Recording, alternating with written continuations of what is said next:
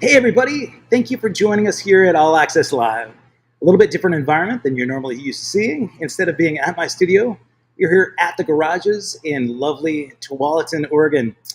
Before I get started, I want to make sure that if anybody's watching this on any platform other than YouTube, do me a favor, go to this link below, go to youtube.com/allaccesslive with Kevin Rankin. Hit the subscribe button. You'll see a little bell next to that. You hit the bell, you'll be notified about all my upcoming guests. You can go back through and you can look at all the 250 plus other episodes that I've had on the show. If you go to accesskevin.com, you can see an archive of everything that we've done thus far, and you can pick through by category, by playlist. And if you like this video on YouTube, you hit the little like button, and that'll let my guests know that you appreciated this conversation. Now, I do have a few sponsors I want to thank. If you go to 5starguitars.com/allaccesslive, you'll see a sponsor that's been there from the beginning for me. 5 Stars has been 5 Star Guitars was just nominated or just voted as one of the top 3 merchandisers in the world at the NAMM Association. So go to 5starguitars.com/allaccesslive. You'll see several pages of products that have 15% off by using the promo code of allaccess15. They are working on some other specials. Audio and underneath it. there are. You following you. Oh, that's. Pardon me for just a second. If you're hearing me and if you're hearing an echo, it may be just the venue that I'm in right now. But again, if you go to 5starguitars.com and you'll see all sorts of different products. You can go and get your guitars worked on. You can get lessons, and you can also go to rhythmtraders.com, a fantastic drum shop right here in the Portland, Oregon area. Rhythm Traders has been around for over 30 years. You go to rhythmtraders.com outside of Oregon, you'll get 10% off everything you see, plus there's no sales tax, so you save a bunch of money. And finally, Music Millennium, the greatest record store in the country. Music Millennium has all sorts of vinyl and plenty of other accessories. If you're looking for that box set or that crazy import that you just couldn't find anywhere else, go to musicmillennium.com. Let Terry Courier know that I sent you. Record Store Day was on Saturday, and there are all sorts of new releases that just came out. So with all that being said, I would love to introduce you to somebody that has more road stories than pretty much anybody else you're going to find on this show. He just got off the road with Ben Rice, touring with ZZ Top. And as you can see, he's right here making my camera lens look really, really good. This is Scott Cramer. How you doing, buddy? Good. How are you? Yeah, man. Yeah, thanks for having me. This is cool. Yeah, so this is a brand new venue. Yes, it is. Yeah, in Portland at the garages. And yes. and he's got this place dialed in so well that they're going to bring him drinks on command. Yeah. Well, have you yet to see that? Yeah. Yes. Kent and Tracy at the garages. Yeah, you already had this music list, right? What's going on at the garages this weekend? Well, I know Sonny Hess is going to be here on the 3rd. We just talked about Sonny. Yeah. And Norman Sylvester on the 4th. The Boogie Cat. I know he's been on your show. Yes, so, sir. That is a sweetheart of a human being. Yeah, I love that man. He is amazing. So, yes. This weekend he's playing at the Lake Oswego Festival of the Arts on Saturday. Okay. In Lake Oswego. So yeah. Anyway, have you worked with Norman? I have. Yeah. I engineered a record long ago, the Family Style record. Really? Okay. Family Style, Family Affair, or Family Style? I was just going to say that could get it's a euphemism for something else. Yeah. Well. We timed this so perfectly. We had this entire patio to ourselves, and now we get people that get to join us here. It's a live audience. Yeah, man. The heckling began. Yeah. Oh, look at. Oh, sweet. Who's here? Oh, yeah. So Caleb Rankin, he said at the garages was one of the best gigs he ever played. Yes. So Caleb, this is a brand new location in Tualatin. They just opened a second spot, and the one I think you played at was in Beaverton. This one is right on the edge of Lake Oswego and Tualatin. 17880 Southwest McEwen Road in Lake Oswego. Nicely done, man. Thanks. I feel like I have a sidekick right here. This is good stuff. You know what? You have actually been a part of my shows in so many ways. Scott brought me Curtis Salgado this last year, and the way that we met, this is really funny. We actually knew each other somewhat before. We actually shared the same stage years ago. We met. We didn't share the same stage, but there is a story. Okay, let's hear it. It had to be 97 or 8. Okay. at I still think it was called La Luna. Yeah. And they had an upstairs bar. Yeah. And one of my favorite bands in the whole wide world was Green Apple Quickstep. Oh yeah, great band. Yeah, and you were opening the show at the upstairs bar for Green Apple Quickstep. That's right. Do you remember this? Yeah, I think Slater Kinney was on the bill as well that night. I think so too. Yeah, I probably have a poster of that. And there was probably 15 people in the crowd. Yeah. God. There was lots of elbow room. I think that may have even been 95. I think about it, like, cause it maybe a little bit earlier. It might have been. I love that room though. It was super, you know, you've been around Portland for a long time, so you knew it when it was Starry Night. Pine Street Theater. Yes. That's right. So a bunch of us knuckleheads went to see Green Apple Quickstep and to meet you guys because we were handing out CDs of our little goofy band, which was Nirvana. And so we showed up to hand off CDs and, you know, do the glad hand thing and to see Green Apple Quickstep. Whatever happened to that band? Well, long story. Ty is still around. Okay.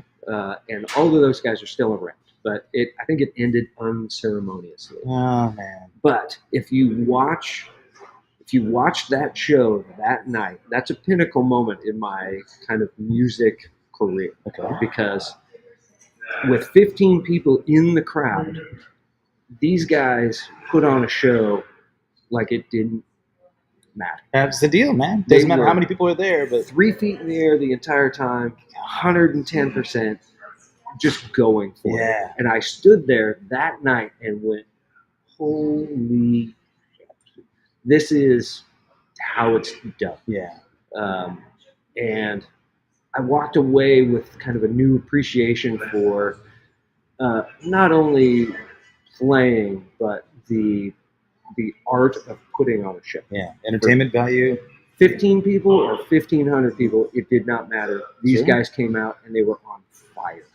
Well, I mean, in that area, because Nirvana, like the Northwest scene, the grunge scene, had just blown up.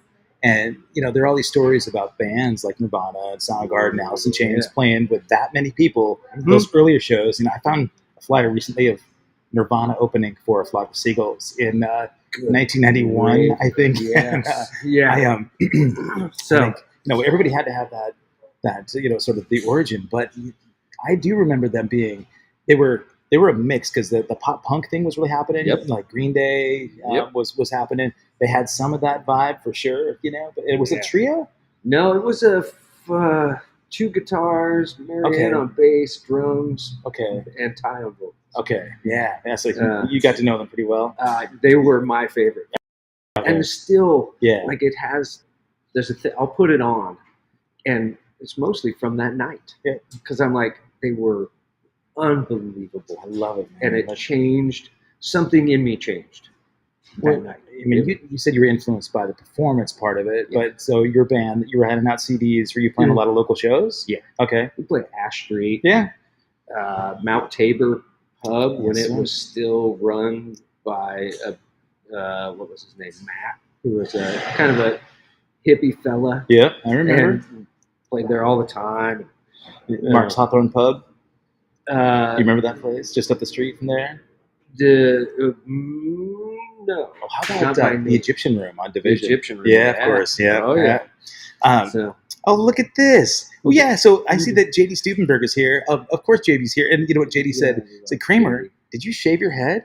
Yes. So, hey, JD, before we even get into that conversation, why don't I share something with you guys really quick? This is a fun little ditty that happened with Cramer this weekend. So you just came off the road with a really pretty cool show. Yes, I did. And so, JD, this is for you. This is what happened when Scotty was out on the road. Here we are with the Ben Rice Trio, with Scott So Hot, soon to be Beard So Not. And we are ready. And here we go.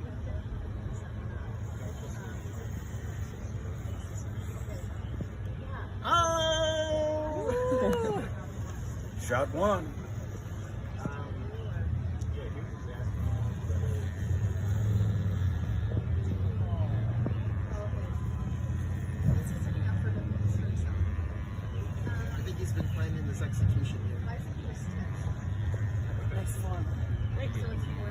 getting there. He's got the hang of it. Yeah. Notice that I'm keeping my distance.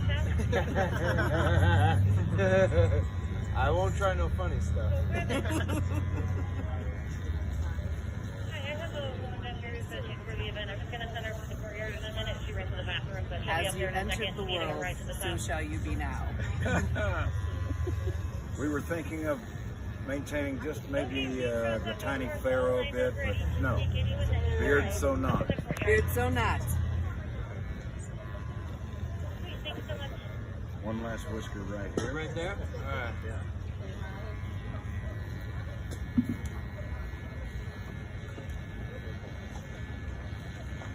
And here we have Scott So Hot, Beard So Not. A round of applause right here.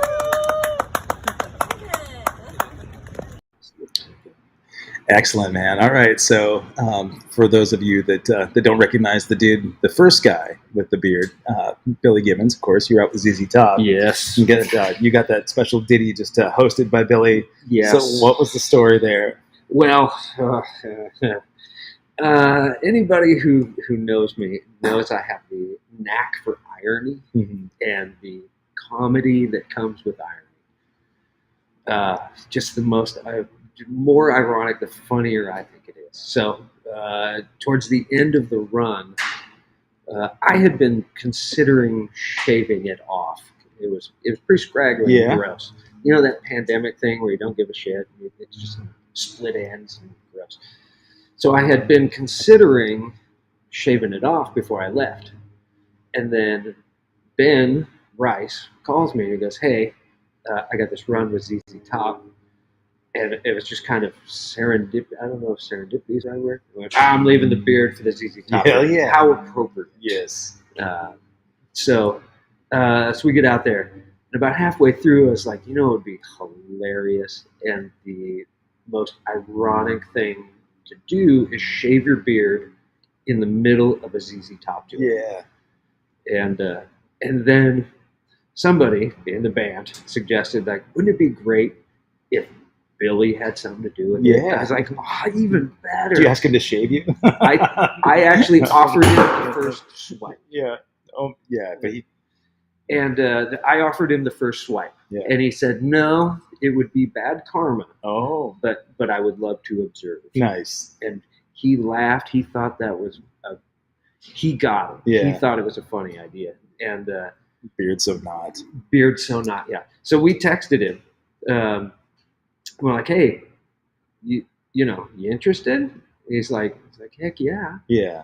And I was like, well, we'll come to your bus. Okay. And we got to the bus. He got off the bus, and if you could tell in the video, he's in his pajamas. Yeah. I was thinking, man, is that his gig attire these days? Man? Nope, All right. that's his. All right. Not on stage. Okay. He wore those pajamas every day, all day. Yes, I love that. Yep. And he gets off the bus, and he goes, here's what's going to happen.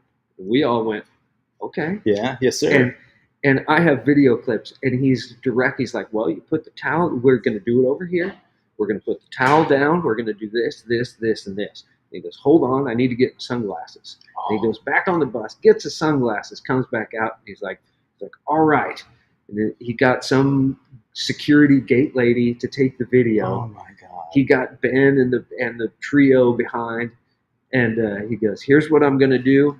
And he said the line, and he goes, when I say that, you start the clippers, and off we go.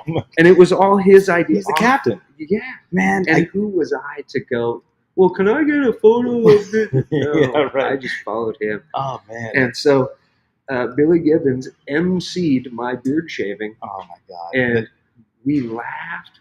That was the greatest. Like, the crazy thing is, man, about like our rock and roll lifestyle, you and I talked about the sort of experiences that you remember, right? I mean, we've had our life in rock and roll pre-sobriety, and we've had post-sobriety. A lot happened pre-sobriety. I had a lot of fun.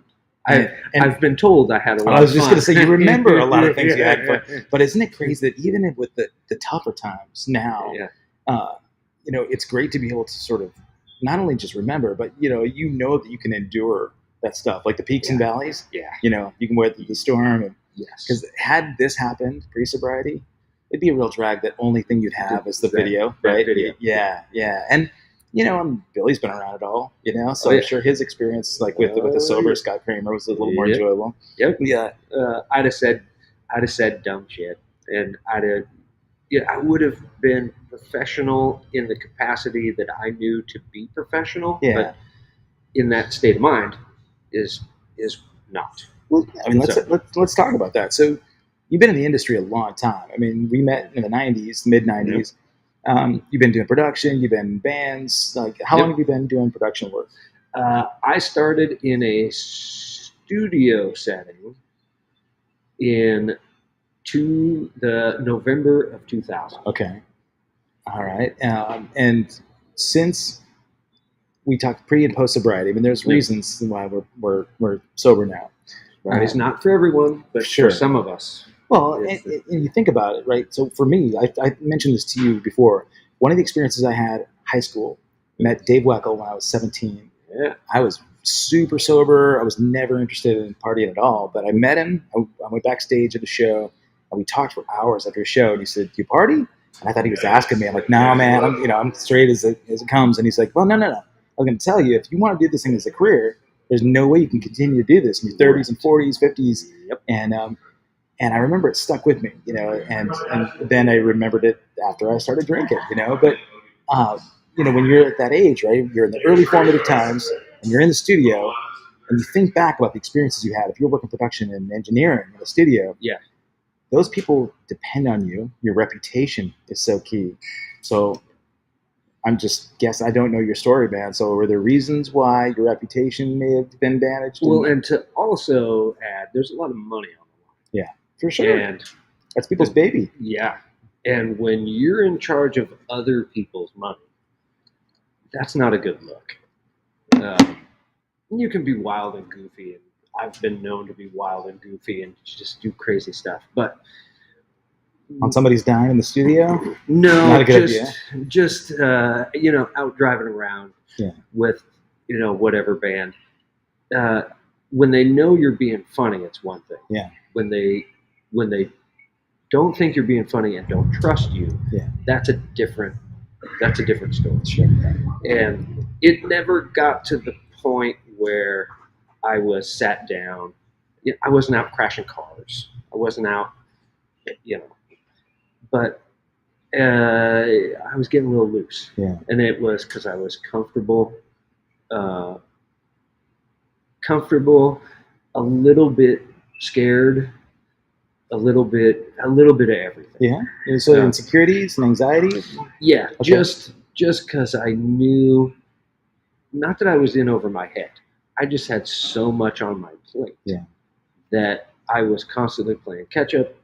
I was living in my head with the kind of drug and alcohol-y thing. Mhm. It was the fear-guilt cycle. Oh, yeah. Clinically Sure. defined, clear, Yeah. fear-guilt cycle. And alcoholism, drug addiction, sobriety has nothing to do with quantity. Yeah. It has to do with why. Yeah, absolutely. And you're gonna have one light beer a night and not feel good about it because you're not putting your best foot forward as you know it to Yeah, be. you're not dealing. Right. So what were you avoiding? That's a great question. I was avoiding the gray area. To put it the best way possible, I was avoiding gray area. I'm a very black and white thinker. Yeah. And as organized as I could be, as much information as I had in right columns, a game plan, I had venue owners and booking agents to deal with. And when they wouldn't call me back or wouldn't give me the info I needed, I could either be an asshole and demand the information. That was the area where, like, if you told me, trust me, we've got it, that's when I start asking a lot of questions. Sure. Now I don't trust you. Yeah, right. Like, Well, that's based on experience. I mean, Yeah. obviously something happened in the past. Yeah. Yeah. You got screwed over. Just loose ends. Yeah. Too many loose Sure. ends that I had to cover the day of. Yeah. I'm a good day of guy. Yeah.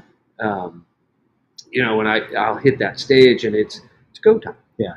But if I'm sitting at home trying to advance shows with, a 300 capacity, blues bar in Lincoln, Nebraska, love the Zoo Bar, great people. But that was just my example. There are people who wouldn't call you back. Yeah. Because they were the bartender, Sure. as well as the guy who paid you, as well as the guy who ran the sound, and I'm just pulling my hair out because I want everything black and white. Sure. And I was creating drama. I had this conversation this morning. Artists tend to create, whether it be creating productive things like music, or they're creating drama. Yeah. They're always creating. Yeah. And that's interesting. And it got to the point where, like, you create your own drama in order, as an excuse, as an addict, to go back to it. Yeah. So if everything is perfect, some of us will drum up something that's not perfect in order to go manifest a reason to use. Yeah. And that's kind of what it was getting to be. And it got to a point where before anybody else had to take me aside, I went, hey, I'm not gonna last long in this. Yeah. I love doing this more than I love not doing this. It's amazing that the fact that you got through to that point without having somebody tell you. And,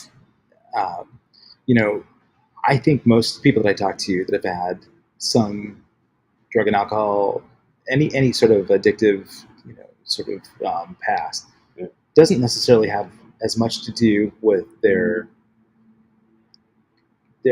passion. It's as far as musicians go, as far as actors go, Johnny Depp and Amber Heard, right? Sure. They're the depths of their alcoholism and drug addiction didn't have anything to do necessarily with the movie that they were working on. Right. Maybe something to do with the industry. I mean, trying to keep up and sure, but those two, and I didn't watch any of the trial. The trial. Honestly, I have enough drama in my own life. I don't need to see that stuff.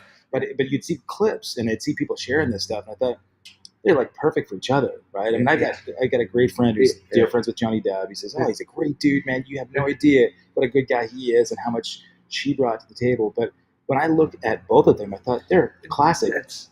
They were magnets for each other, and it doesn't matter if Johnny Depp was a garbage man or a painter or a sculptor, dude. Because of whatever past he had, that was going to be, that's going to be where he's at. Hopefully, he gets, these both find recovery and they can do whatever they can do to get up past it. But before you were in the studio and you had to be black and white, before you had to have these answers, there's probably some deeper rooted stuff that was kind of like driving, that tendency. Yeah, and I don't think it was bad stuff. Sure. It was fun stuff. Yeah. The pursuit of more fun. The pursuit of more fun. Okay. And just, I was more a drug user than a drinker. Sure. There were people in that band on tour who were professionals. Yeah. They were professional drinkers. Yeah. But I could do more drugs than they could. Yeah. And so it becomes a competition. Kind of. The pride. Right? It was the, hey, watch this. Yeah. And you do all their drugs and leave. Right. And laugh on your way out the door. And we can laugh now. We right? can. We can't. Because you survived it. Yes. And some people didn't. Correct. Yeah. And it was the, it's something there that I know that I can't put into words, but it's kind of the irony of it all. Yeah. Of, watch this, fellas. Yeah. Watch this. So, I mean, when you're a teenager. I mean, that's such a it really. I mean, that is like the common thing. You know, like one of my sons was on here watching. You know, I got a 20 and a 23-year-old. I remember being 16, 17, going to parties in high school in Montana. I'd say, "Watch this," but I wasn't drinking. Yeah. I would try to I would out crazy them. Right? I was in my mind. I could out crazy them without any kind of substance because I was in my mind. Yeah. I was as intoxicated with like mania as there could be. You know, I think Scott JD is here asking how long sober, Scotty? Like, it was June 11th, 2013. oh wow, So you're so close. It, October 18th, 2012. Right on, man. Yeah, we're within a few months of each other. and in fact, I talked to you on the phone advancing this podcast on a day off in Billings, Montana, On your birthday. on the anniversary. That's right, man. Wow. So, and if there's nothing more ironic, me loving the irony, Billings, Montana, day off. So yeah. Well, It- like Billings, Montana, was the home of like the major treatment center in Montana. I know, right on the edge of the reservation. Yep. That was the first spot I ever toured. Actually, when I grew up in Bozeman, but I toured. Billings was the first spot on tour, and there was a traumatic experience at the bar. There was 17 Club. We played this cover gig, and it was in the middle of the winter. Yep. And biker brawl broke out. A guy came in. All the tables were squared, and this guy came in and tried to hit this guy with a table. Threw a table at him, but he hit a woman instead. Split her head open. Ooh. She bled all over our guitarist's pedals. Yep. Walked out the door and bled out. They went looking for her. She disappeared, and she passed away that night. My first night on tour, and I thought, wow, this is welcome to the road. rock and roll, man. I mean, really, if that didn't Yeah. keep me sober, that should have kept me sober forever. But but you got stories like that all over the place. I mean, when you and I first met, when we got the chance to hang out about a year ago, Yes. right? I was doing a gig up at the Expo Center. Yeah. I was playing with Bill Wadhams from Man of Motion, Yep. and I remember I drove my truck up and I was backing my stuff up, and I said, "My name's Kevin." You go, "I know." What? He said, "Yeah, I love your show." And I'm thinking, wait, what a minute. Yeah. But you'd say, "Yeah, I work with Curtis Salgado. I've been working with him forever." Yep. And I hadn't seen Curtis in a long time. I knew about Curtis' remission with his cancer. Yeah. I knew about his road to recovery and how much but I didn't really know Curtis at all. And I remember you telling me, you said, "Oh man, he's an incredible guy. He's a sweetheart. I'm going to He's connect a to real you." silly goose. I had tried to reach out to him, on the show, and I'm grateful he did, because I, just like a lot of my other guests, when you peel back the superficial stuff, when we're out there on the road and, you run into somebody, if you run into somebody for 5 minutes, you don't get past the, "Hey man, how's the weather" kind of thing. And, Right. and so when you peel back a layer and you find the depth, somebody's spirit, Yep. we had to do 2 episodes with Curtis, because his story's, like, Great. got And a lot of- I sent you an email or a text or something like, "Hey, ask him all this stuff." That's right. He'll- Yeah. And there's 2 weeks worth of stuff here that the guy's lived a little bit, and I didn't reach out to him to ask him Cramer stories. I should have. What would he say? Oh, I don't know. No, really, but I don't know. give me a Scott Cramer story that Curtis would tell. Yeah. Cool. Tell me about the greatest show you can remember doing with him. With him? Yeah. I'm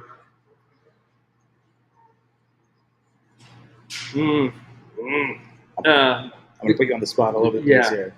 I'm funneling into 2 categories. Okay. Greatest show on the outside, and then like the greatest show for you. For us. Yeah. The greatest show on the outside is the concert for Curtis at the Moda Center. I started with Curtis on New Year's Day, like the official New Year's Day. You now work for Curtis, 2006. Wow. And he was diagnosed with cancer, a liver tumor, in December of 2005. So I jumped into a camp of him, just finding out. God. And so it was a mad scramble to get this show together.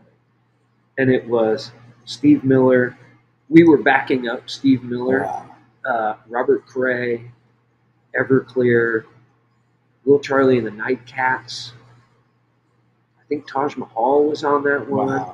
Wow. And we opened the show with a big band, had Linda Hornbuckle and all the singers, a whole horn Wow. section. Yeah. And This is on the outside. This is the gig that you said this is Yeah. where it just, yeah. and this So is my 4th or 5th show in Curtis. Wow. Okay. And I went from, in fact, great lead in, I went from Linda Hornbuckle into the Curtis band.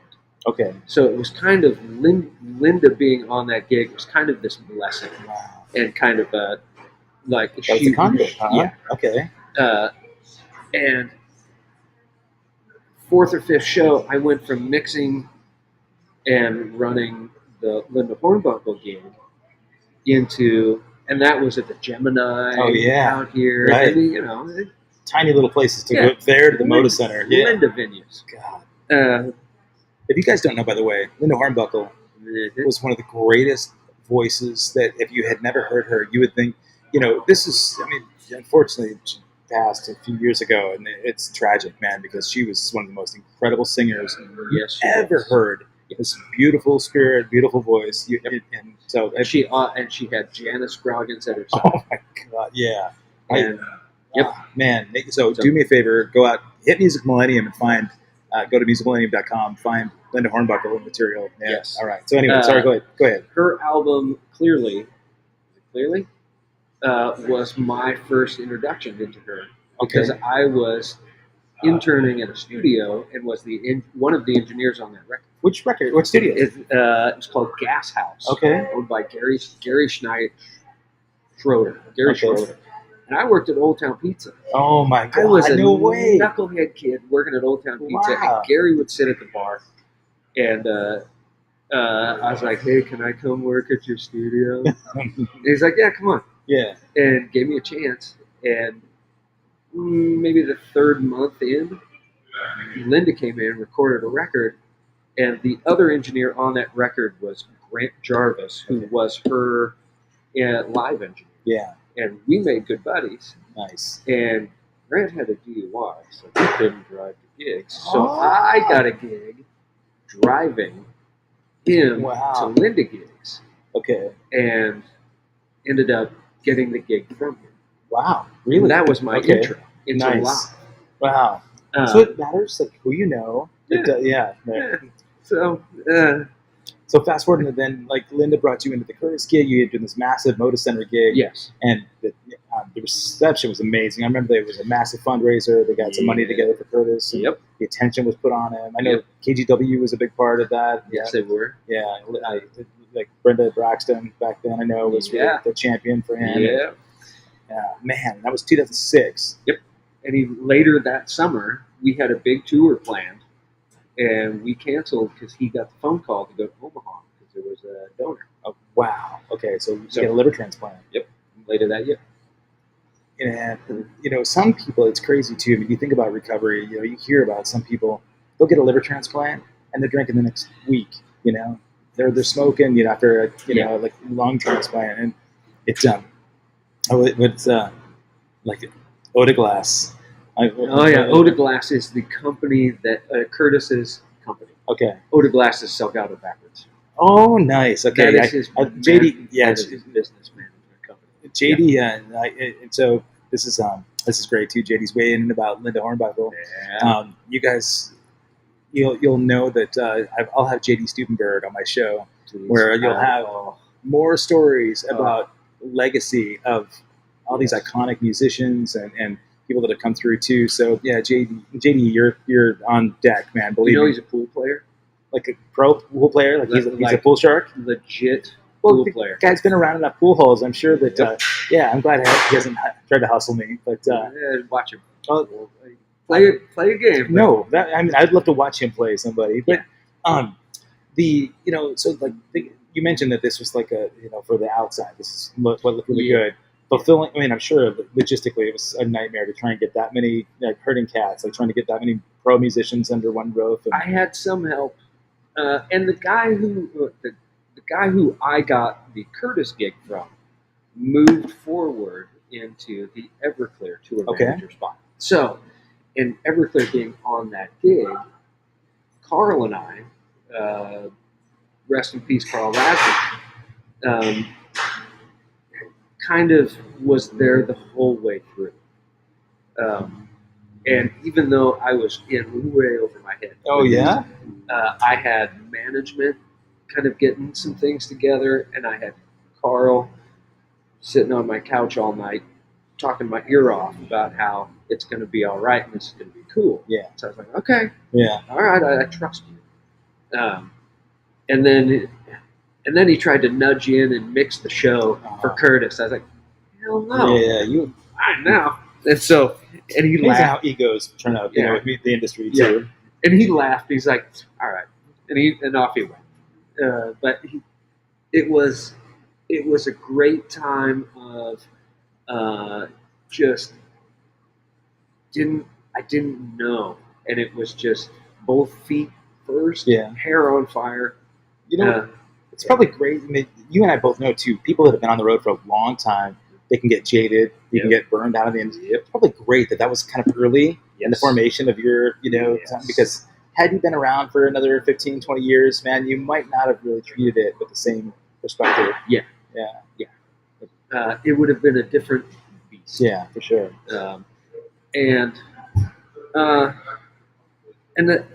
Everything happens at the right time, Right. And that was the right time. Yeah. I got jumped into that, and plus it set me up for the greatest joke ever with Curtis. Was like, hey man, when I started this gig, we were doing 7,000 seat arenas. Yeah. Oh yeah. Now we're doing the Trails End on Thanksgiving weekend. Like, Yeah. little kids. Right. You know, Yeah. Is it me? You know. So Yeah. Like you set those expectations, man. Yeah. You're setting yourself up for failure. Yeah. There's nowhere to go but down, baby. Yep. Yeah. So you mentioned like there were gigs that were more for you. Like tell me about something that just stood out that was. There were a few gigs where mix was right. Everybody was on stage smiling. Curtis was having fun, and there was a Tampa Bay Blues Festival. I don't remember what year.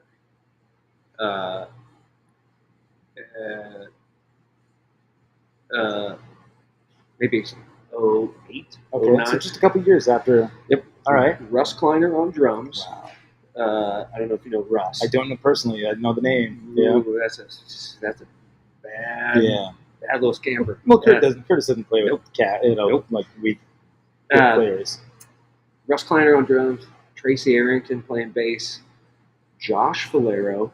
Okay. There's two Falero brothers, Josh and Asher. Asher is a local keyboard player, and Josh was his guitar player brother. Okay. Who is now in Austin.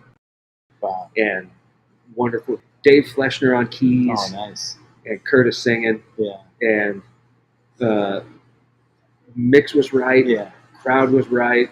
And you sit there and you're just like, just sit there and soak it in. Yeah. It's probably 98 degrees. Oh. You're in a light shirt, Yeah. and it's wind is blowing. And everything just lined up. Yeah. I lined up with the mix. So you were front of house? I was doing front of house. All right. And the band lined up, and I got it on tape. Oh, I really? board mixed it, Okay. and even the board mix, you can hear kind of the band excited. They're Yeah. like, this is going good, Man. fellas. It-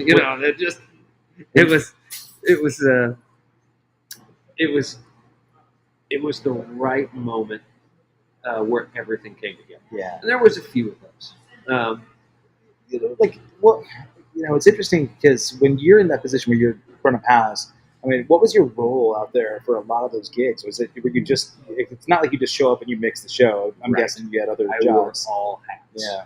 Every hat. So I was driving. Okay. Which I tend to do because I want to get to the gig, Yeah. get to the campsite. You like to be in control a little bit too, don't you? I do Yeah. only because it then falls back on me. Sure. If we're late, Yeah. it falls Accountability. back on me. Yeah. Accountability is a big thing. So I'll suck it up and drive. All right. And when we get there, check in. Yeah. Get back line together. Figure out merch. Front of house. Figure out who I settle with. Okay. It is. You were doing all that. I was doing every hat. Wow. That's a lot of responsibility, man. Yeah. Yeah. And kind of what I found out later is what fat can I trim off of each one to be able to do it successfully, but be able to do all of it. And I never was the strongest front of house guy because I couldn't focus on that. Sure. I was never the strongest merge person because I couldn't focus on it. I had to swap hats. Yeah, that's too on much. on the hour. It's tough, like especially when money starts to get tight. And even now, Yeah. I had a conversation with Midge Ure the other day at the Howard Jones show. I was talking to Midge and other people there at the Aladdin about, you book a show months ahead, and right now, gas every single day, gas prices are going up. So if you book a show and you have a guarantee of an amount that you're going to get, and you agree on that date, on that amount, and then 6 months later when you're doing the shows and gas is twice the price, you're making half the money that you were, right? Because gas is half, and expenses across the board. Hotels more expensive. If you're flying, the flights are more expensive. Yep. And so I know a lot of bands that are out there on tour this summer that are not even breaking even. I just got done with 2 weeks that it was the hunt for a Costco or a Fred Meyer. Oh yeah. Because gas, 15 cents a gallon cheaper, Right. is gonna sink or swim this whole Sure, deal. man. Yeah. And we did pretty good. Well, if you've worn that many hats and you've figured out ways to be frugal, and you're clipping coupons where you can, man. Exactly. Yeah. So I ain't afraid of Groupons. Man. Yeah, no, for sure. So were you following? Because I'm sure ZZ was on a tour bus. Oh yeah. Were you guys like driving we around were a in Sprinter? a van chasing a bus. Yep. And Yeah. if anybody's ever done that, buses drive at night. Yeah. Right. There's no cots in a van. Ooh. Nope. And so we were. There were some 7-hour morning drives. Yeah. Right into a noon load in. Yeah. And off we went. Yeah. And I'm not young anymore. It gets a lot harder the older you get, man. But I was holding my mug pretty good. Yeah. And could kind of keep it together. And I went back to wearing all hats. Yeah, really? Okay. Yeah. And it was easier because I was under the wing of ZZ Top's crew. Oh, cool. And I quickly figured out that this is a band that's been on the road for 52 years. Right. Yeah. And they figured it out. Yeah. And their opening band, you guys, Ben Rice Trio. Yeah. This is the first time they've ever done anything of that caliber. Wow. And then there's me in the middle who has an idea, who's kind of done it. Yeah. And I'm translating To them. Yeah. To them. Why do we need to be here at noon? Yeah. Why do we need to get the fuck off the stage? You're the sensei, man. ASAP. Yeah. Were they receptive to it? They got that you're. Yes, Yeah. they were. Yeah. And that's all I could ask, Sure. and I thank them. Yeah. They were all ears. Good. And I've always said, if you keep listening, I'll keep talking. And I never, ever claim to know everything Sure. or my way is the good way or whatever. But I know that when our set's done, don't go over a half-hour set. Sure. And Not when you're the opener. And Not for CC Top. get the fuck out the way. Yeah, right. Yeah. Yeah. So I made him a deal on the first night. I had him pick a number between 5 and 10. Didn't tell him why. Yeah. So pick a number from 5 to 10. All right. And we settled on, it was like 8 or All right. 9.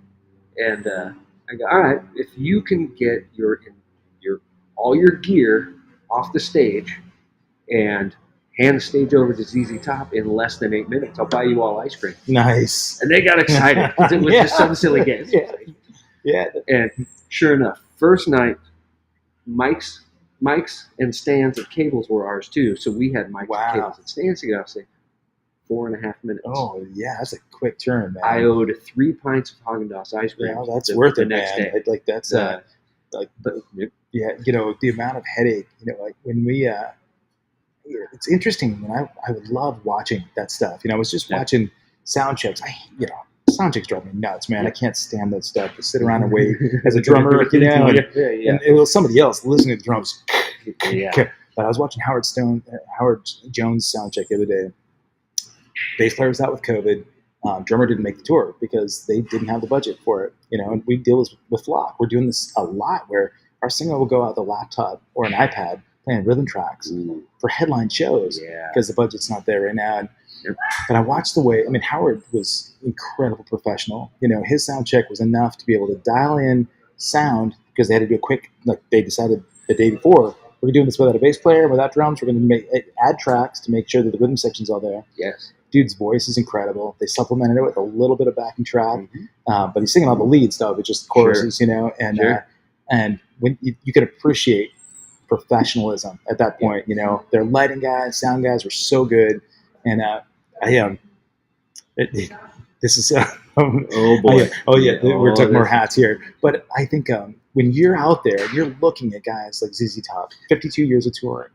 You know, you think about what they've gone through, like losing Dusty Hill last year. Nuts, man. I saw Elwood. I know he'd been working with Billy for 30 years. 95. Since 95. Okay, yeah. So like 30 years plus of guitar tech. He knows the show inside and out. I'm sure he did an incredible job. He designed that whole guitar rig. Oh, really? Okay, yeah. That's his brainchild. It's nice that they can keep it in the family. Yep. And but you can learn so much. So you've been around for a long time. You've seen almost all of it, but even seeing the ZZ Top thing, I'm sure that you picked up a couple of things on that tour. You thought, that's how it's done. Yep. You know, like there's not a lot that those guys haven't seen, right? Correct. And they are A-list cats on that crew. Yeah.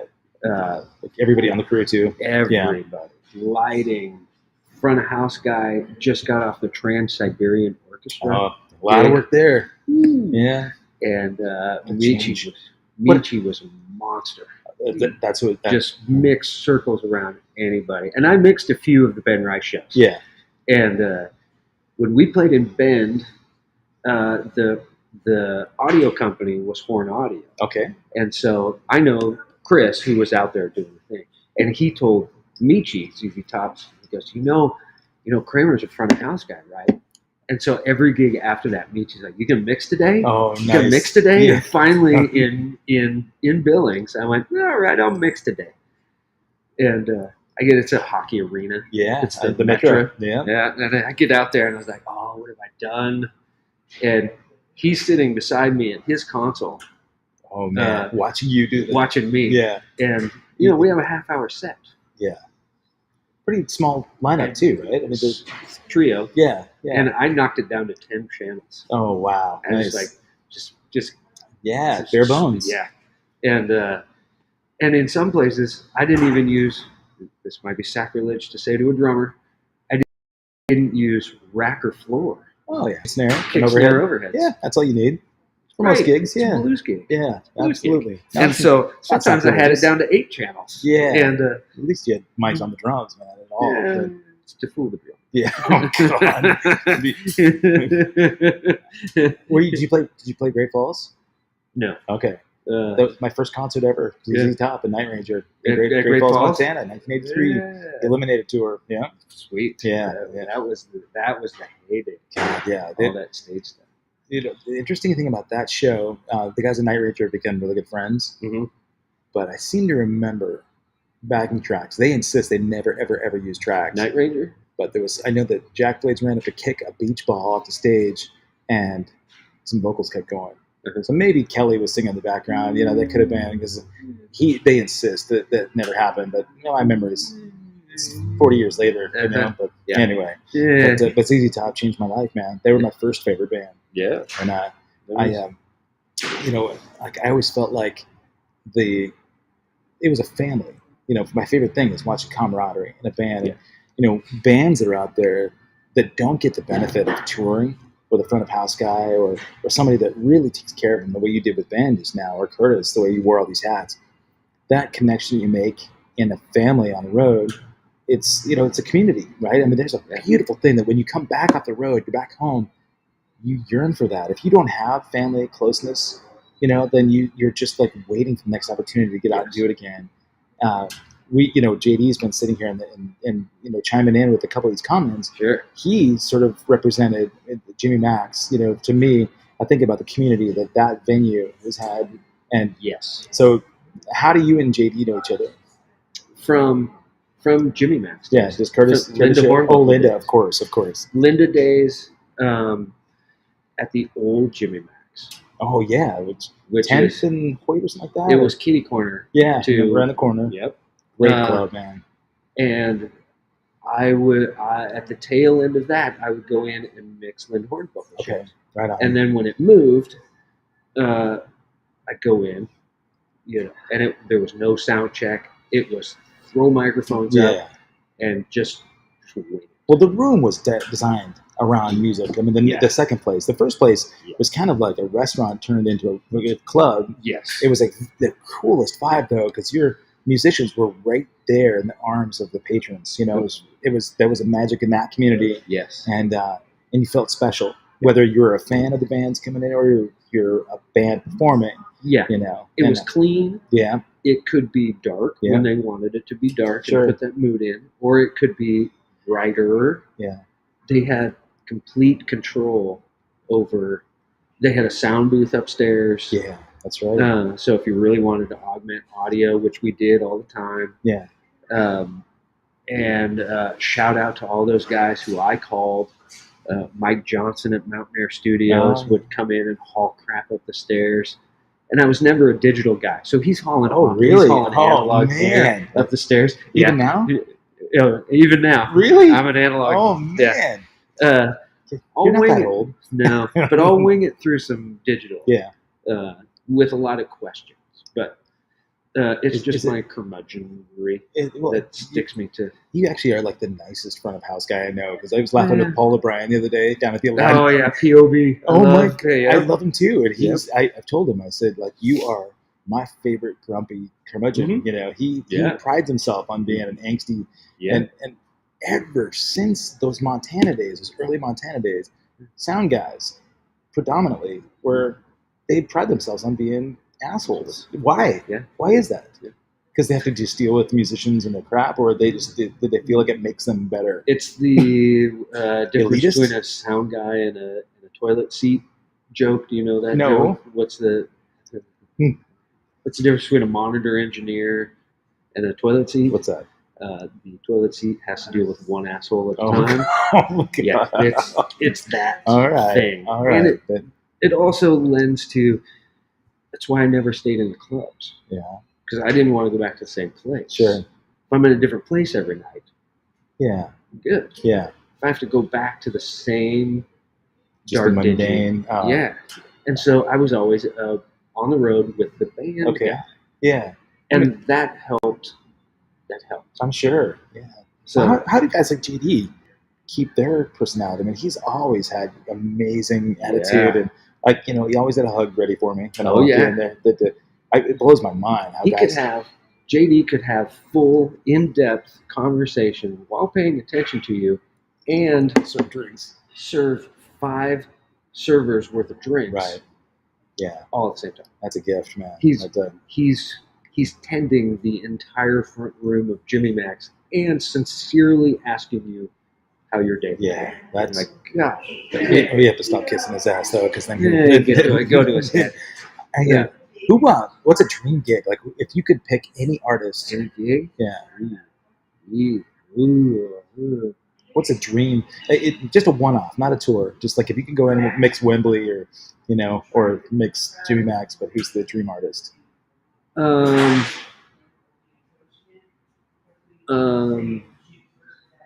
Ability aside. Yeah. Who do you think you would connect with the most? That poses a different one. Okay, well, what I'm thinking is, because you may have a favorite singer, right? Sure. You may have a favorite performer. Yeah. Tom Waits. Oh, really? Oh, that's all I needed to ask. Yeah. Yeah? Really? Yeah. Have you worked with him? Nope. You know anybody that works with him? Yes.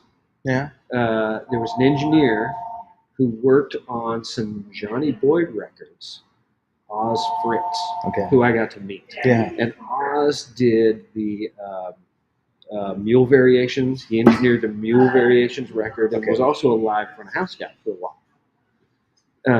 And Oz is one of those guys who doesn't say a lot, but when he does open his mouth, you realize he's a lot smarter than you are. Oh yeah. And you're like, oh yes sir, Wow. yes sir. Mm-hmm. And I got to meet him. He was hanging out at Jackpot with Larry Cramer working on a record, and I got to meet him. I also got to do a handful of tours with Charlie Musselwhite, who was on a couple of those records. Yeah. And who's the guitar player? Duke Robillard. Okay.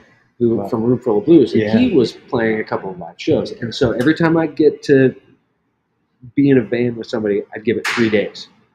And 3 days in, I'd turn around and go, Charlie, can I ask you some questions about Tom Waits? Just you don't want to hit him right out of the gate. Nope. Yeah. Nope. And Charlie's like, oh yeah.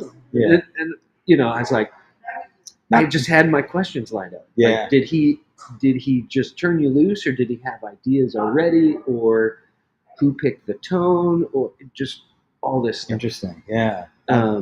Were there surprises? I mean, oh yeah. I mean, like anything that maybe kind of killed your enthusiasm? Okay. Nope. It was as fun I love and weird as I had imagined. Yeah.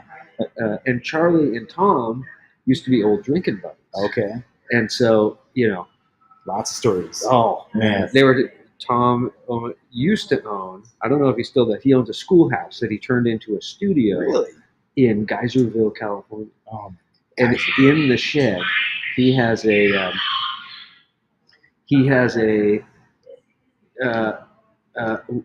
it's like a little circus trailer that plays it's not a calliope. It's got all the brass tubes. It's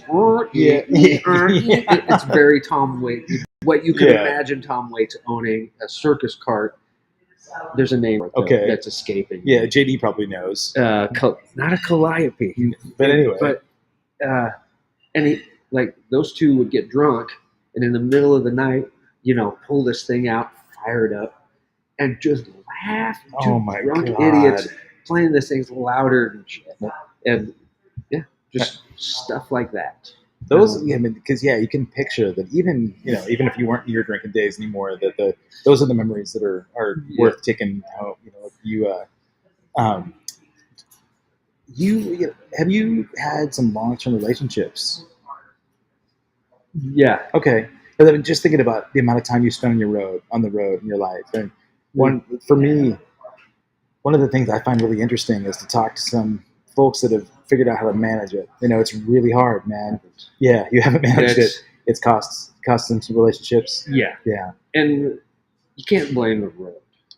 Well, no, but you can blame that being a part of you. Well, Steve Perry says that being apart ain't easy on this love affair, right? There's a huge part of that distance. You know, when they say absence makes the heart grow fonder, you know, I mean, really, when you're gone and the communication isn't there, you know, if you're not a real solid communicator and trust and respect isn't already established before going out, anyone that falls in love with a music man, right? You know, you've got real major trust issues, right? Sure. You know, no matter what, even if you haven't earned, the distrust. And so, I mean, is that part of it? Is that sort of been like, yes, the demise? And a lot of the demise, and again, it wasn't necessarily being on the road. It was how you get home and don't address the other person. Okay. Who wants to get to the bottom of how they feel. Sure. They've been building all this stuff up, waiting for you to get home, and you get home and you're exhausted and you're just like, right. Yeah. You don't know what I've seen, been through. In their perspective, they're like, oh, you've been out partying, right? They don't realize that it's work as well, right? But in kind of the ego side of things, you just excuse. It's too easy to excuse their feelings because you're so bombarded with trying to deal with your own. Sure. Yeah. And that never. Yeah. So, luckily, I've managed to stay friends. Yeah, that's great. There's Um, amicability there. Yep. Well, A lot of apologizing. the fact that you recognize that, part of it is that you're, like avoidance of their feelings, or at least Yeah. recognition of that later, Yeah. makes it easier to apologize. And if you're defensive and you think it's all them, and you project all that stuff, then there's resentments And I think you have to go down that road, Yeah. and then see it and go, "Ooh, hold on, this is this has happened more than once. It sounds like. yeah." There's always an asshole in the room, and if you look around, don't see him. It's you. Right. That's the. There's some wisdom there. Yeah. Yes. Do you have? Yeah. I mean, do you have any advice for someone? Because we know so many people, right? I mean, you remember being a teenager, just you cannot wait to get on the road. I've got a 23-year-old son who just can't wait to get out there and do shows and be touring. And I think I never want to kill his spirit, but you want to give them at practical, least, some practical stuff. So prep my 23-year-old son on maintaining a relationship while he's out on tour with a rap band.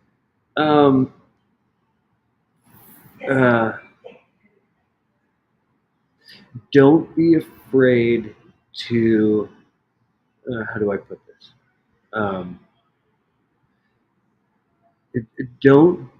Don't fear the peer pressure of coolness. Okay. Like if you need to call home, call home. Yeah. Your buddies might be over there going, "I love you, yeah, mushy, mushy." Yeah. Because there's things that are important, and don't give in to the kind of peer pressure. Be cool, be The male macho, ego. the male ego, Right. And when it's time to call home, call home. Yeah. Don't and know that you're doing it for the two of you. Yeah. And that sometimes gets. I've seen that get. Sure. And pick your time to do it. Yeah. Well, and it doesn't get in the way of work, right? Yeah. But when you can dip away yeah. and understand that sometimes a significant other at home is going to call you all the time. Like, I want to talk to you before the show and after the show and in the morning when you wake up, what you have for breakfast and find a balance. Yeah. Because sometimes that's too much. Sure. And you got to go, I get it. Yeah. But I need to focus on this. Sure. The other thing I say, if it's possible, and if it's okay with the big picture, take her on the road and show her how much fun. Yeah, I mean that's always the perspective, right? Well, you're killing it for all these people that just, they so desperately want to get out there, because we've watched the movies, Sure. it's nonstop, man, like collecting checks and, But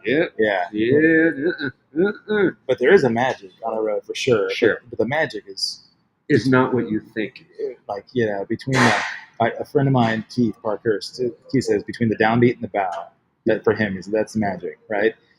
From the downbeat of the set to the bow, everything else is gone, right? You're not thinking about politics or taxes or, anything else, man. And that always lends to my saying, being on a tour manager's side and dealing with all the personalities. I always say it's not the 2 hours you're on stage. Yeah. It's the 22 hours you're off stage that ruin it for most musicians. Sure. In a lot of respects, I talk to a lot of people about. Well, I've had a great friend. I mean, there's a dear friend of mine who works with me a bunch. He's a drummer in town, Andrew Green. I'm talking about. Andrew used to come out and watch me play when I was touring with Animotion, and I was picking up all these gigs with Tommy Two-Tone and Missing Persons. He'd say like, "Man, how are you getting all these gigs? It's not like you're that great a drummer." Right? And I'm like, "Okay, right. You're right. I'm not that great a drummer. I'm not Terry Bozzio, right?" I also don't speak to people that way. I kind of hold in my inner thoughts. Sure. But I said, yeah, so much of it. A lot of these bands know me. They know my personality. They know that I've held my own with a gig, but they know that for me, I want to be the person I want to hang out with for the 24 hours in a day. Because if you're on the road, like and I've not been that guy sometimes. I mean, we're never on positive 24 hours a day, but so much of it is getting outside yourself and thinking about the other person is feeling and thinking, and knowing when to shut up, yeah, knowing how to pick up your dirty socks, yeah, knowing, there's so much stuff. I will take somebody who isn't the strongest player, yeah, but who fits in the best. yeah, the hang. Hey, Right?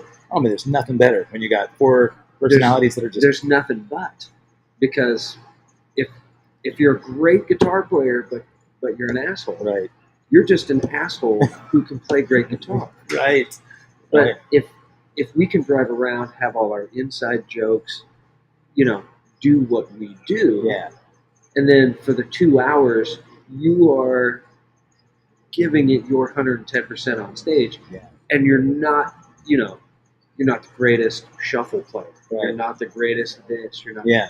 It's cool. That's cool, Sure. because the 2 hours you're on stage, it's just 2 hours. Yeah. Right. And it's important. You got to play. Oh the yeah, game. yeah. But it's not the 100% of the equation for sure. Right. Don't talk my ear off while I'm on a 7-hour drive to get you to a gig by noon. Right. Yeah. We got a week and a half, buddy. Right. Don't tell me your life story. Right. We'll have nothing else to talk about. Right. Yeah. Just like being. social etiquette. Yeah. Yeah. Is as important as your playing ability. To me. Yeah. No. To a band leader, he wants the best guy for the gig. Sure. But he's obviously going to have an opinion about riding around with you. Yeah. This guy doesn't shut up. Or, Right. Yeah. He's offended by the jokes or the constant negativity. I mean, that's one thing that's just crazy, right? Yep. Like you. All right, well, I'm going to have you wear one of your hats. Then I'm going to put you in a position or a scenario. Scotty Cramer is out on the road, Foo Fighters, and he's watched consistent relapses. Taylor Hawkins. Yep. You're in South America. Writing's been on the wall. Yep. Amazing drummer. Yep. Great hang. Yep. But you can see there's some stuff that's going on. How do you deal with the Taylor Hawkins situation, maybe to help him avoid what happened? My first inclination to answer that is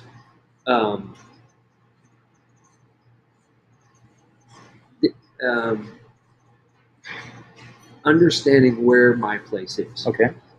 To say something, or to do anything. You're the tour manager, but you also consider him a friend. Sure. Yeah.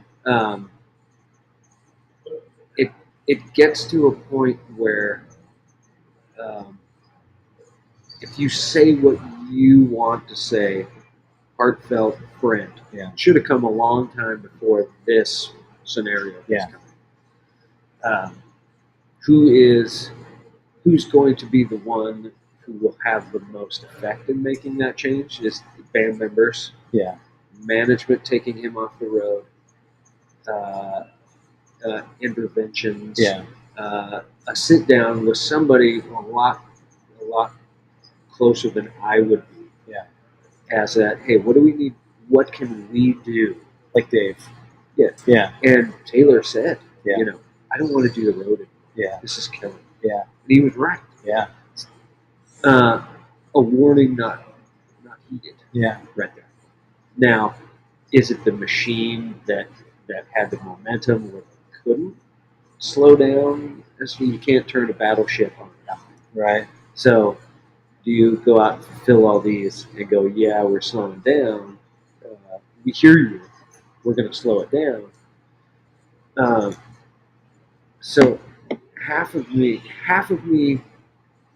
wants to say, where's my place? And can I say anything? Yeah. that hasn't already been said. When does over talking stop being productive? We've all seen people that, I mean, you hear what you want to hear. Yep. You know, you see somebody in the throes of an addiction, and if they don't want to be helped, they don't want to change. Yep. You could talk till you're blue in the face. Yep. You're right. I think, you know, there was reverence. You know, Dave loved him like a brother. It's your analogy of the battleship. I think is pretty profound. You know, that those tours. I mean, there's so much riding on these tours, right? Millions of dollars every night. So many hundreds of careers. You know, I mean, there are hundreds of people's livelihoods at stake every night they go out. One person gets sick, you know, I mean, like the COVID thing. That was such a big thing the last couple of years. Is there's the bubble, right? If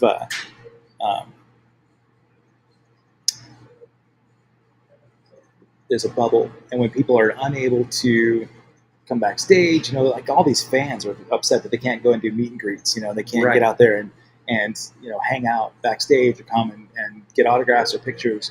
They didn't understand that that machine has to be self-contained. If one person gets sick in a machine like that, you know, like hundreds of people are no Out of a longer, job. yeah, and it And really that includes the band, the crew, the drivers, the merch people, The the merch people. security people, the promoters, the even down to the people who are babysitting the kids of the people Right. going to the concert, right, yeah, or the parking attendant at the venue, or Yeah. the hot dog vendors, Right. or all of that stuff. yeah. It really, a lot of that stuff gets overlooked, but I think it's tragic, you know, and I think a lot of people don't get to see that other side. They see what TMZ puts out there. And they're like, how can this guy go out there and, you know, overdose, man? He made millions of dollars. How could he not be happy? You know, Hetfield a couple weeks ago came out in tears on stage. His band members came over and hugged him on stage and tried to embrace him to say, we got this. Yeah. And I remember seeing threads of people saying, what a joke, man. What has he got to complain about, right? He's out there at the top of the world, not understanding mental illness. It's lonely. Yeah, At the top. sure. And depression is such a huge thing. I mean, addiction. The guy's battled addiction his entire life, right?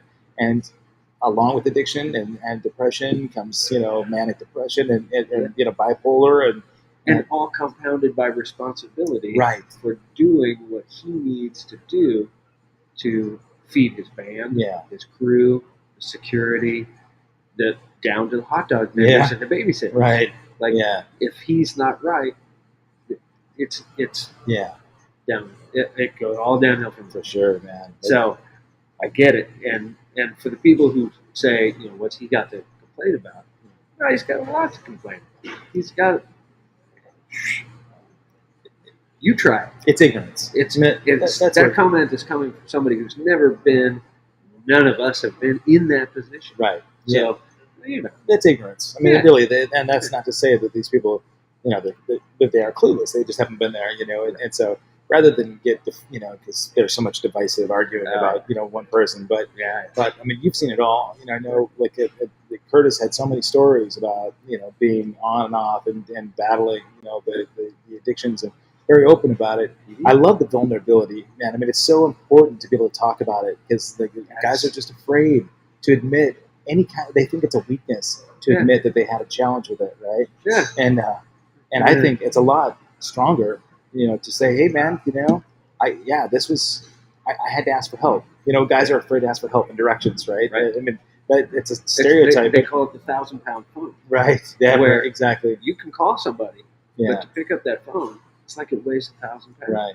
Yeah, And luckily, there was somebody in my corner named Albie Allen, who gave me all the old timer, you know, funny phrases, the program. Yeah.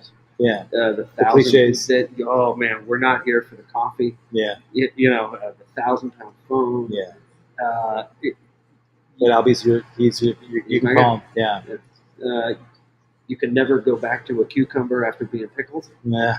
Just all kinds of Yeah. just one-liners that are great, and they make me laugh, but at the same time they're like, They at home. Yeah. Yeah, they're funny because they're tongue-in-cheek, said with a serious, sure. by serious people who You take that that phone gets a little lighter too the more you does. use it, right? Yes. It's practice. It's like working out. If you take that phone with you when you're on the road, you feel like you got help anywhere. Yep. Yeah. And every morning, it was the 30 days. Text me every morning with your day count, Wow. and that's all I had to do. Yeah. And I just had to text him a number. Day one. That's all I had to text him. But what it was accountability, right? Yeah. Yeah. I had to text him in the morning, and it was a day count. Yeah. He didn't reply to him. Sure. Just Sometimes he did. It was your responsibility. Yeah. Being he responsible. Set me up for a lesson. Okay. It's great. You have other rituals you do in the morning? No. No. After 30 days. No, I mean now though. Do you do anything as a ritual to kind of like keep yourself solid? No, not really.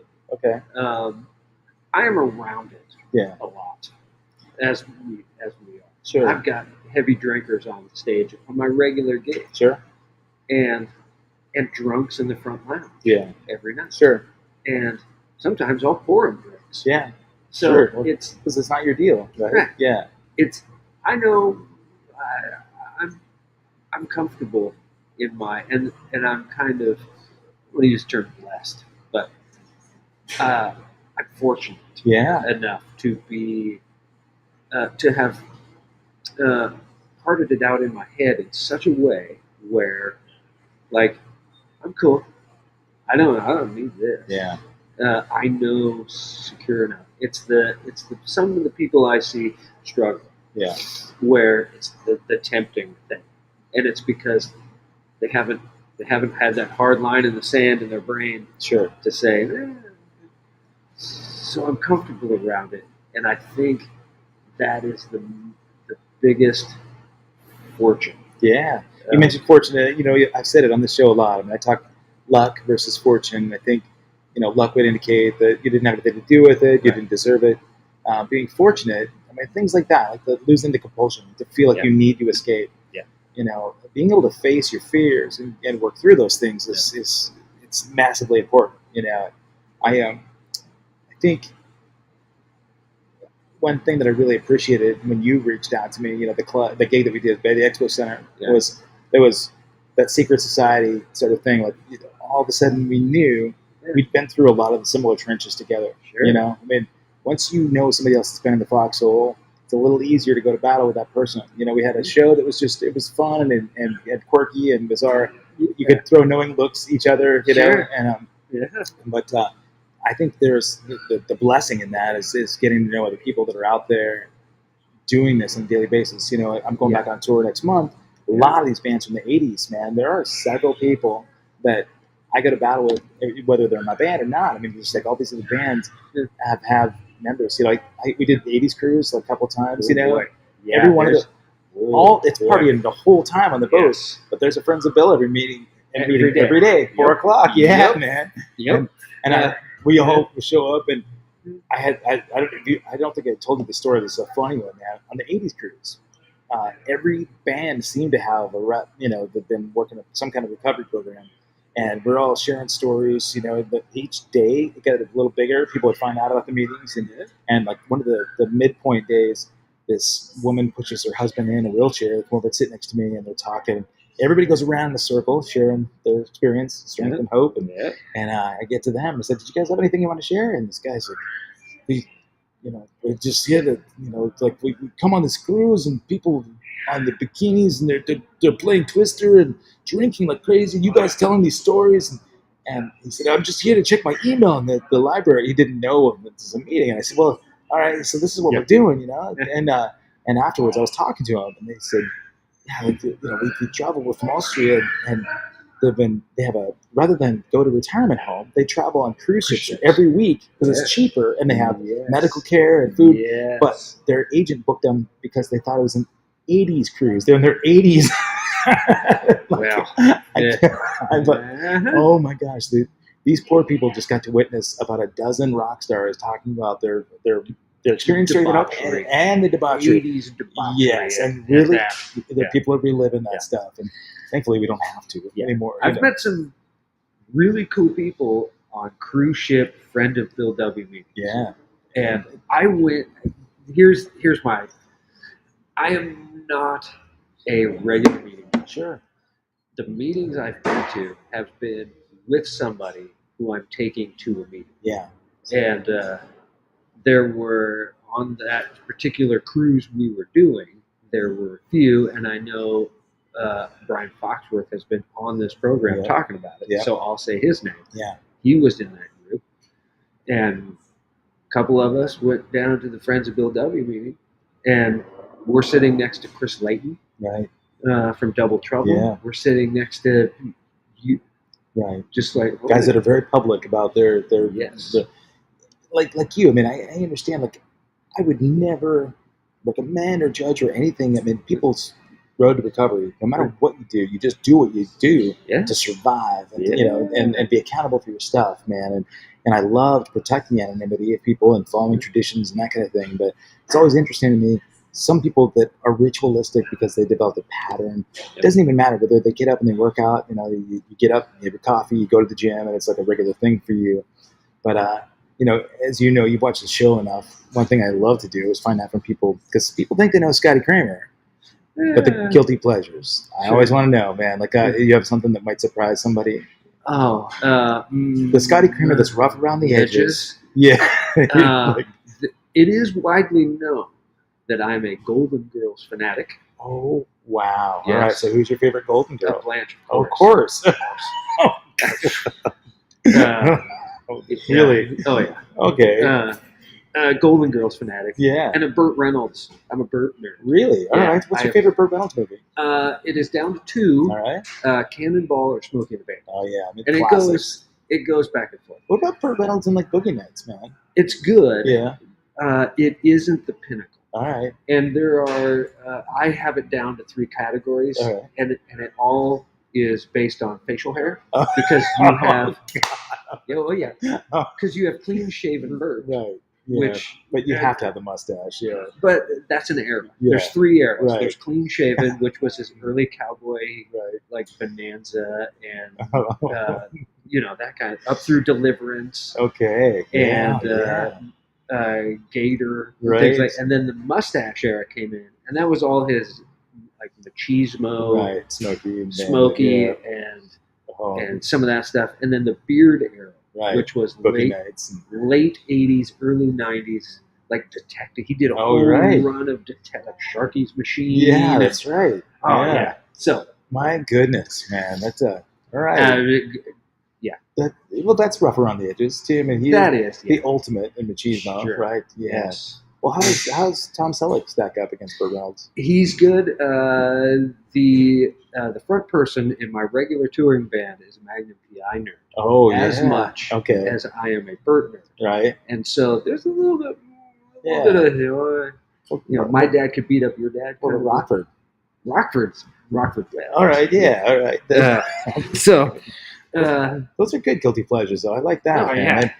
Golden Girls, I would not have picked it, but I think that one works. I'm good at some Golden Girls trivia. Yeah. So I've studied all 7 seasons. Oh my goodness, and, man! The things we do when you get sober on the road, really, you've got one of the old vans with an old VHS tape deck in there. You can watch in the bus bunk with that still has the flip down DVD player and no headphone plug in. Oh yeah, so everybody else has to hear it. God. Yeah. You bang your knees on it every time you get out of the goddamn bunk. You know, I would kill for those bunks right now. We're going back out again. Not even a Sprinter. No, E350. Ooh, yeah, the Econoline van. Yep. Yeah, that had been the bane of my existence. Thankfully, like my bandmates are not crazy partiers. Yeah. But there is one full row that's dedicated to the remains of the green room. Yeah. They take everything with them, right?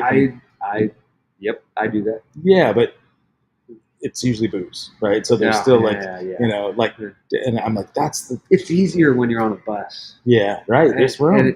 It's but the Ben Rice band was hipped to what I call latrons, and latrons is what you take off of catering and you put it in a little package for later on. Later on, So all the best. And so I taught them all about latron. Okay, yeah. And by the end, we had cheesecake stuffed into coffee cups. Oh my god! And like barbecue, and it just that you be like if you master that. Oh, that is one of those things. Like, my band has that down to a science, man. It's crazy. But you asked Ben Rice about his latrons. Okay. And I taught him well. Latron is what does this to me. That's the worst thing. It's because you're eating at 2:00 in the morning. Never lasts and until the morning. Cheesecake. It's always cheesecake, man. And that's great. It smashes well into the bottom of the cup, so you could fit at least 2 pieces. And then it expands well around my gut. So, Cramer. Dude, it's what? Yeah, I know. We've been chatting for an hour and a half. Sky overhead too. Do you know the sky overhead in the chat here? No. Tell us more. Well, I see. And I see. JD said he just saw MJ the other day. Did you work with Jennifer Batten at all? Have you worked with Jennifer? I did one gig with her on an audio crew, and it was last year on September 11th. They did something up in Longview, Washington. Okay. I believe it was Longview, Washington. Was it a full steam gig or cover gig? Yes. Okay. And I know Ben Jones really well, the bass player. Of course. Yeah. And so when I saw Ben come in, I was like, dude. And we were hanging out in the dressing room because I hadn't seen him in a long time. Yeah. A good dude. And Jennifer came in and she sat and, I know enough. I've been around enough people, know enough that you just go, hello, good afternoon, and let her approach you if she wants to. Yeah. And she jumped in. She was part of the conversation. Didn't say much, but was just part of the conversation and just realized that I wasn't going to tell me about Jeff Beck. Tell me about Michael Jackson. Yeah. No. I'll listen. She's the best, man. Yeah. She's the best. A sweetheart. She's out with 6 different Michael Jackson impersonators right now. She was in Mexico this last week with massive arena shows. And I'm so proud of her, man, to be out there doing it because, pandemic, they kicked all of our butts. Yep. What did you do during the break? Just goofed off. Yeah, really? Collected whatever pandemic gig work? Kind of. Yeah. I had to go through California because I had one gig. I subbed on one gig that paid me enough money that Oregon wouldn't cover it, so I had to go through California. Really? It took me like a year and a half to collect from man. So you're living thin. Yeah. A lot of ramen. Back to the early days. It was fun. Yeah. And just a whole lot of goofing off. And just... what do you do, man? When you're off tour, how did Scott Cramer stay out of trouble and still...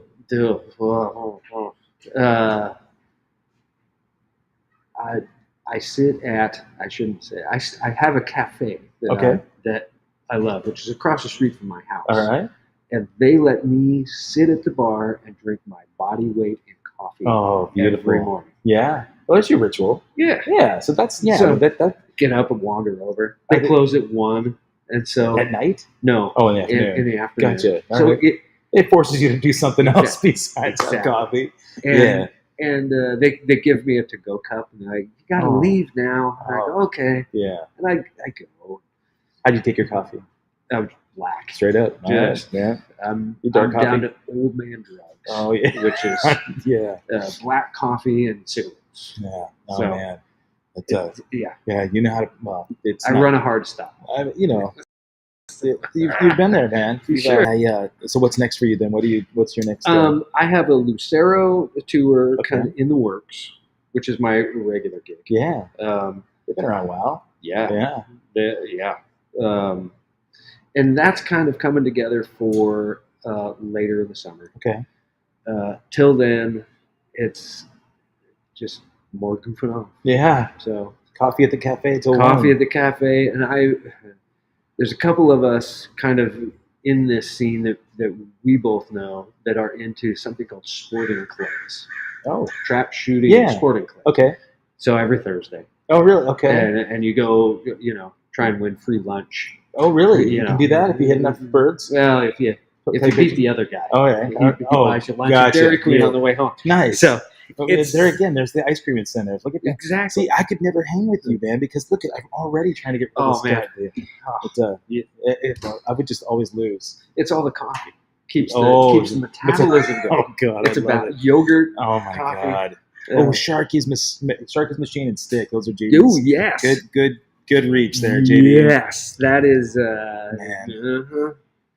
Well, listen, Cramer. I don't want to go. I know, man, but listen, like, now that we had so at this amazing place at the garages here in Lake Oswego, we had this entire patio to ourselves. This wonderful staging. Scotty set up all the trussing and the lighting, and had the whole patio to ourselves. And right when we started to go live, this couple walked in and decided they were going to have their conversations with their relatives and maybe watch some YouTube videos and all the things they could do to interrupt us. And now that it's time to go, they left. So let's just. Now that they're gone, we'll start this over. Yeah.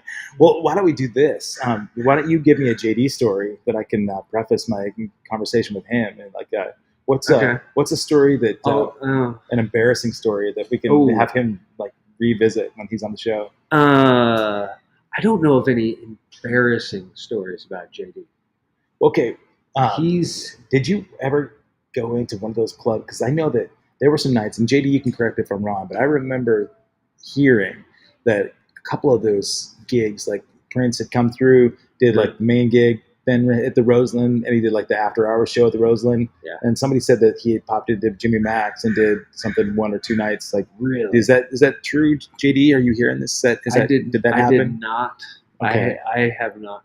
See, Prince, he was my guy. Sure. Prince, I wanted to be him when I grew up in Montana. Yep. I was this long-haired rocker with a perm, wanting to be in the Scorpions and be Prince. Yeah. And I have a lot of friends that have played in Prince's band or worked with them in production. A lot of Portland people. A lot of them. And I'm kind of grateful that I never had the opportunity, because I think it may have ruined the luster. I never met anyone that worked with him that said he was an asshole, because he just worked harder than anybody. He expected you to work as hard as he did. Exactly. And which was impossible. Exactly. He couldn't do it. Yes. So an impossible experience probably would have built resentment in me, or at least because I could never live up to that. Yeah. But to me, man, like the most gifted person on the planet. I just like worshipped. The one thing I will say, thinking about JD, is JD and Lisa always had my back. Yeah.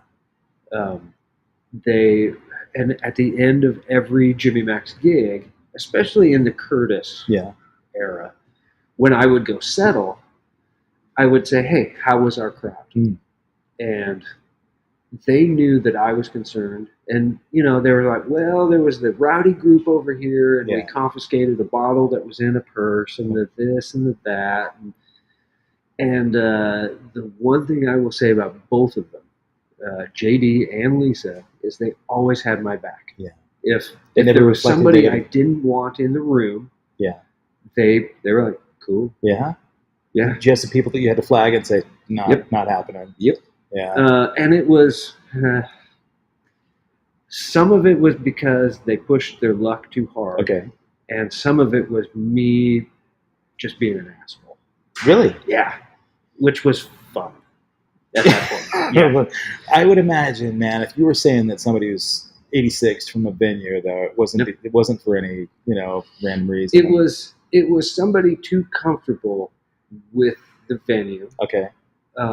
Who showed up with kind of an entourage, and kind of went, "Hey, we know Curtis, man," at the door. Yeah. And like wanting to get in, for free, not supporting, not realizing what the implications are of. Yes. Yeah. And who was also following around our drummer, trying to take his gig. Oh. Or not outwardly trying to take away his gig, but just scouting. Yeah. That's a dick move. Yeah. That's why I'm not saying the name. Oh, no, I appreciate that, man. I mean, but you're talking about language, but that stuff drives me crazy. Yeah. And so, no, I'm good. So I'm glad. I had them removed. Yeah. After I confirmed that nobody had put him on the list. Yeah. Especially the boss. Yeah. Went, "Hey, did you do that?" He's like, "Nope." I whoop. Yeah. He was embarrassed in front of his entourage. Yeah, that's a good thing too. Because that makes him check his own self too. Yeah. I don't know if it worked, but he's still a boob. Okay. But can't wait to find out who this is, man. And as kind of a running comedy bit, I would turn in my guest list, and it was 86 this person. Oh, I love that. Who not to add to the list? Who not to let in? Yeah. don't fool with me when I'm making the Yeah. list. I want to make sure you're. Oh, So, and it just became a running comedy bit God, that is. at the expense of this person. Oh, well, you know, it's good to have thank God for those kind of people that bring us humor, right? Because Yeah, it could breed resentment. I've had at their expense. Yeah, man. But sometimes you got to kind of, yeah. I just realized you could help me with something. All right. One thing that I've tried to do is let go of resentments as Yeah. much as I can. You know, I mean, that's one of my things that I think we all build resentments, whatever, whether it be political stuff or, you know, relationships, you know, music Sure. or romantic relationships. There's one particular situation where there's a promoter Yes. of a tour that this guy, I believe, is threatened by me because of my personality. Sure. He owns the tour. He'll outwardly profess that he's the owner of the tour. He's the man that creates the whole thing, and has made it sort of his mission to at least, if not get me fired, at least just make my life challenged. Yes. And it's difficult because I've always really struggled with not being liked. It's an unfortunate thing. I know that, you know, it shouldn't matter. Yes. And this guy, I realized I spent too much time fretting about this guy really making my life a challenge. He wants me not to be on tours and with my band. Yep. He'd rather promote and tell my singer to just bring in backing tracks And do for it. him, Yeah. for him, you know. And There's the. yeah, there's the telltale. threat. Yeah. Yeah. I'd love to be able to just be present and say, you know what, I'm just me. I'm who I am. I'll show up. I'm going to do my gig and not let it bug me. And, you know, if for some reason the guy gets me, you know, off the gig, it wasn't having anything to do with me. It was the guy's insecurity. Correct. So help me as a tour manager, as somebody, so you and I are on tour and you see me kind of threatening about this thing I'm stewing. How do you talk me out of spinning? Stewing? Yeah, spinning. And spinning. The best move is to not show all your cards. All right. And when you see him go, hey, Ed, or whatever. Kill him with kindness. You're like, hey, how's it going? Yeah. And But just call him on that. Yeah. Yeah. just overdo it. Yeah. And that's where that kind of irony comedy comes into my head. The Jedi mind trick there. Yeah, where I know somebody don't like, and there's people who don't like me. Really? Yeah, just because I don't give a damn. Yeah. I do give a damn. Yeah. But there's a point where you're just kind of like, whatever. Right. I can't help you. Yeah. You know, this is your problem. Yeah. That it's just kind of aimed at me.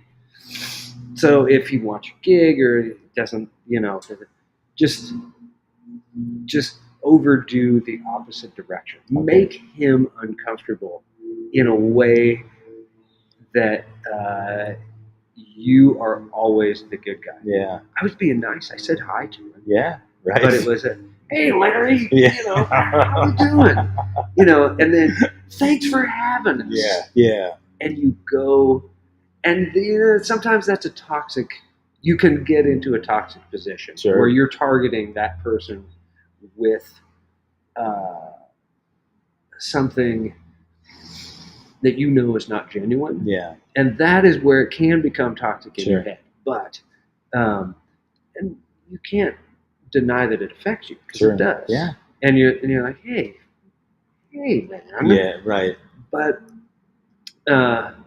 when you kind of overdo it in the opposite direction, There's a little passive aggressive vibe there. You know. oh yeah, I and leave him either stammering or so uncomfortable. Yeah. Because he might know how you really feel. Does he know how you really feel? Oh yes. Yeah. He's had me removed from places before because I call him on his stuff. Yeah. And he's had me ejected.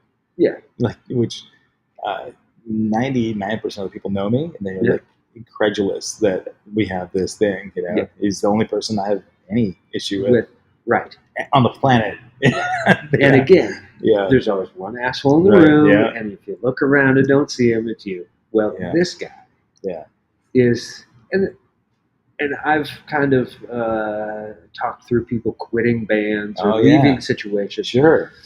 And I've always said, if you do it the best way you know how, that's all you can do. Yeah. And if that other person runs around and talks about you around town, and they go, "Hey, we know that guy. He's awesome." Yeah, that So- doesn't sound like that. If you're talking shit about him, that says more about you than it does. Right. Yeah. Yeah. And it makes them look like the boob. Yeah. Petty. It- Wise yeah. words from Scotty Cramer, man. I like those. Like, yeah. I always wanted to get perspective from someone who's dealt with personalities, because Oh, as you, that's so much a part of touring is wrangling cats, and Yep. herding cats, and as babysitting, and the cat herder. yeah, You yeah, gotta tell the one guy 5 minutes ahead of what you tell the other guy, because you gotta give 6 people the same information and say it in a different way. right, yeah, that's no. Again, you're the sensei, man. I think Somebody called me this morning. Somebody called me the Bagger Vance. oh yeah, right, and I didn't I need to go- know the reference. yeah. But So it was at first I the was like, caddy that was more than a caddy. yeah. Yeah, So at first I was like, hey, fuck you. yeah. But then I was like, he's like, no, it's a good thing. You're automatically thinking it's something negative. Yeah, it was like, screw you, asshole.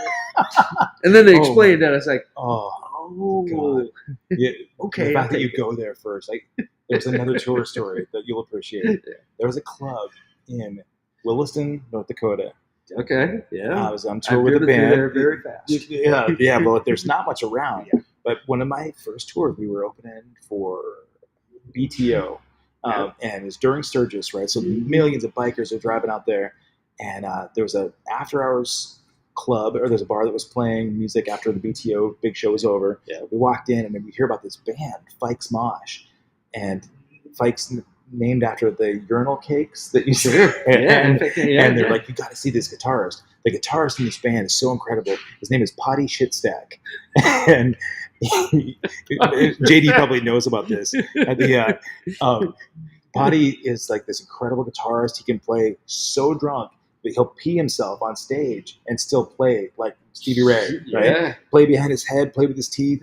And so I'm like, I got to see this guy. And we walked in and we see him. And sure enough, he's playing. I don't remember what he's playing, but the guy's staggering around, and I was blown away. I mean, it's like watching, Eddie Van Halen at a tiny little bar in North Dakota, and super hammered. Like he can't hardly even stand up. And Was it real? It was totally real. Wow. Yeah, they said, he was. He was that But hammered? I went up and I said, I don't know, do I call you Mr. Shitstack or Potty? I'm like shaking his hand. I go, it's a pleasure to meet you, man. I mean, really, I heard wonderful things about your playing. You're wonderful. And he goes, who the fuck are you to judge me? Oh my God. Exactly. That is the Yeah. greatest, like, Reply to a compliment. absolutely. Because now anytime somebody says like, oh dude, you rock that gig, I'm going to be like, yeah. So hopefully Potty's still around. I mean, this is like 1989. So Potty, he may Give it a goo. I'm sure yeah. he'll pop up. Yeah, Spike Smosh, Williston, North Dakota. Man, if you're out there and you know where the whereabouts of Potty Potty. Shitstack, I need him on my show. Yeah. I need him playing a live performance. Yeah. So JD appreciates that Oh, one. yeah. He also says no Prince at Jimmy Max. I know I heard about and have seen little posts about him showing up at the Roseland after the show, and he played 3 hours at an arena, and then go in and play another 2 or 3 hour show at 3 o'clock in the morning. Yeah, but rest in peace, Prince Rogers Nelson. Yep. Man, I'm glad that you're still around and telling me stories too. and keeping. I just drive around and collect fun stories. I love it, man. That's So- what we're here to do. Get experiences. Yeah. Scotty Cramer. Yell at ladies and people gentlemen. and collect fun stories. Yeah, well, dude, more Count chapters. other people's money. More chapters for the book, right? That's right. That's right. Man, well, thanks to At the Garages and Yes. Kent. I really appreciate you letting us have Kent this. and Tracy. Kent and Tracy, thank you for Yeah. having us here. I'm really, really appreciative of your time, Scott Well, Cramer. thanks. If you guys got here late, you can go back through and watch the Do this entire again. thing at accesskevin.com. Oh yeah. Hour and 46. Yeah, that was Ow. a good We got another- good run. We got another. Yeah, We like got another. this boy's been doing coffee till 1 o'clock every day. So I do have Tasha Jones, incredible drummer. Yeah. She'll be rocking in an earlier hour, 1 o'clock on Wednesday the 22nd. So tune in live at accesskevin.com. Tasha is, her most recent gig, well, she was out with Saliva. She's doing Chuck Wright's Sheltering Sky. Chuck Wright was the bass player from Quiet Riot, and he and Rudy Sarzo have traded gigs back and forth. Yeah. Chuck's been around in the LA scene for a long time. Tasha's a wicked drummer, crazy, badass Indiana chick, and she's got a really fun tenure. So we'll talk about her story too. You know, so Can't wait for JD's. Yes, yeah, JD, look alive, man. I'm gonna hit you up in your inbox, and thank you guys so much for being here, Carla. Thank you for hanging and watching this too. Yes, sir. What were you saying, buddy? I was going to see if you had any connections to Paul Gilbert. You should get Paul Gilbert on. Yeah, so Kevin Hahn from Opal Studios. Yeah. Kevin's a dear friend. I was in the Opal on Saturday. Yeah. He just put up his Paul Gilbert plaque. He'd worked with Paul. Yeah. Jennifer knows him, Jennifer Batten. And Paul, if you're watching this, I do want you on the show.